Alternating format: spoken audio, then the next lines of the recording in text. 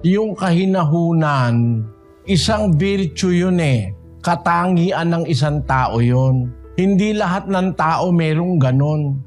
Kaya nga ang Kristiyano, dapat na yung virtue na yun, ma-acquire natin.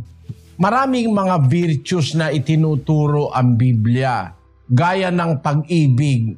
Sa loob ng pag-ibig, maraming virtues na nakapaloob. Ang pag-ibig, mapagpahinuhod. Ibig sabihin, madaling mapahinuhod. Madaling magpatawad, madaling makumbinsi, hindi matigas ang puso pag ang tao may pag-ibig. Ang pag-ibig, magandang loob. Virtue yun. Ang pag-ibig, hindi nananaghili, hindi inggitero.